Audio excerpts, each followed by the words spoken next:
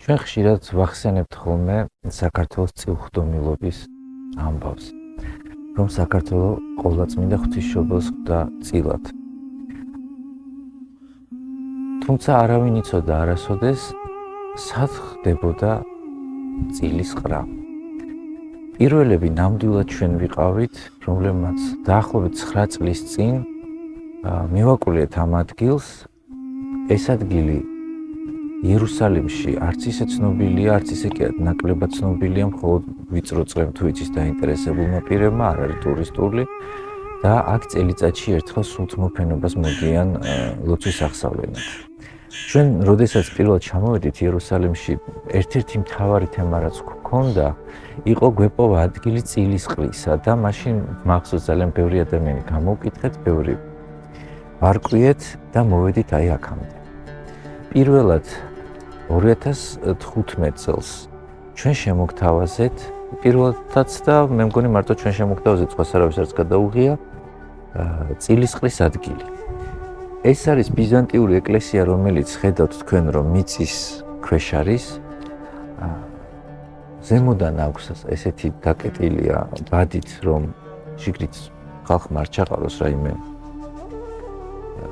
ნივთებიან, რა ვიცი, ასე ვთქვათ, ნაგავი არ მინდა და ამ სიტყვის თქმა, მაგრამ ფაქტია.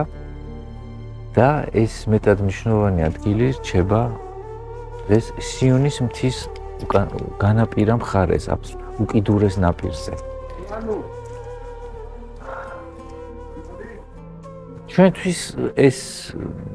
ჩვენთვის ეს ასე ვთქვათ აღმოჩენა, მოდი დავარქვათ, იმ დროს ძალიან მნიშვნელოვანი იყო. ეს მიკვლეული წმინდა ადგილი ძალიან მნიშვნელოვანია საქართველოს ისტორიისთვის, მაგრამ მოდით თვალი გადავავლოთ, რა მოვლენები ხდებოდა ამ სახლში. როგორც ვიცით, მარკოზ მახარებლის ეს სახლი მის დედას ეკუთვნოდა. მაგრამ რა მოვლენები ხდებოდა ამ მნიშვნელოვან წმინდა ადგილას? ეს სახლი გახლავთ ადგილი საიდუმლო სერობისა. ამ სახლში მობრუნდნენ მოციქულები უფლის საფლავად დადების შემდგომ. ამ სახლში მოევლინა მკვდრეთით აღმდგარი უფალი მოციქულებს. აქ აირჩიეს იგუდას ნაცვლად მათე. აქ გადმოვიდა მოციქულებზე სულიწმინდის მადლი, სულთმოფენობა. აქ იკრიბებოდნენ პირველი ქრისტიანები.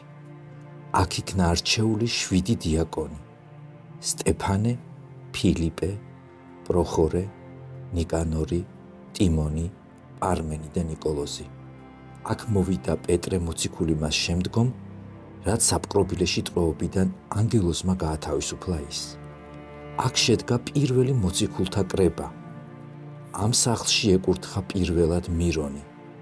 ამ სახლში მოინათლა ყოვლადწმინდა ღვთისმშობელი და რაც ყველაზე მნიშვნელოვანია დღეს ჩვენთვის, სწორედ აქ მოხდა წილის ყრა, როდესაც საქართველო ღვთისმშობლის წილხდომილი მიწა გახდა. პასექის ჟამს მან უთხრა მათ: აჰა, ქალაქში შესვლისას შემოგხვდებათ კაცი, რომელსაც წყალი მიაქვს კოკით. მიხევით მას იმ სახლამდე, სადაც შევა. ჩვენც სწორედ იმ კაცის გზას გამოვყევით. ბევრი ვიარეთ, რთული გზა. თუმცა მაინც მოვაკულიეთ ადგილს, რომელიც საქართველოს ისტორიისთვის მნიშვნელოვანი ადგილია.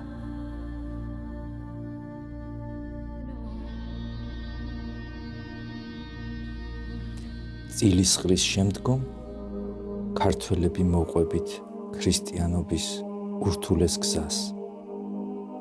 ყოველთვის ვინარჩუნებდით რწმენას და მუდამ გვახსოვდა, რომ საქართველო ღვთისმშობლის წილხდომილი მიწა იყო. ჩვენ ჩამოვედით იერუსალიმამდე და ავაგეთ მონასტრები.